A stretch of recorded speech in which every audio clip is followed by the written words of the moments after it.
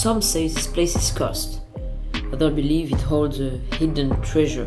To this day, it's still a mystery. So let's journey back in time.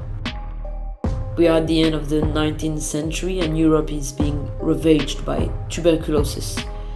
Sanatoriums, more like prisons, begin to pop up, aimed at treating the sick and keeping them isolated, basically. In 1918, Francisco de Almeida Grandella, a renowned businessman of the time in Portugal, a prominent Freemason and a philanthropist, along with the Masonic society he founded, the Macavencos, decided to build a sanatorium for those suffering from the disease.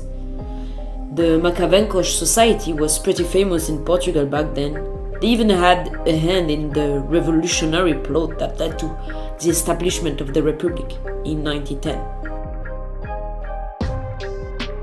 Just look at the architecture of the building. I mean, come on. A 7-point star, pillars of Boaz and Jachin.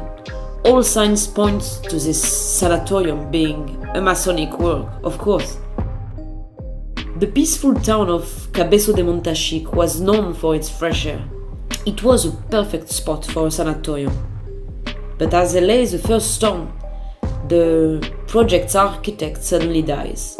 Hit by the crisis, Grandella himself runs out of money to complete the project.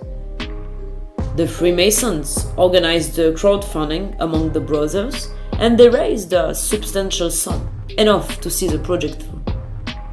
The legend says that these donations are hidden in the building's foundation. It is a treasure.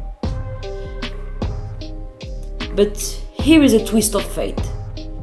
The building was almost erected and in 1921 a vaccine was developed to fight the disease. No sick people anymore. So Grandella ended up selling the building for 5 cents. Word has it that the current owner knows the story and the treasure's location, but he has never dug to find it. When he bought the ruins, he wanted to turn it into a retirement home, but the town wouldn't allow it. Why?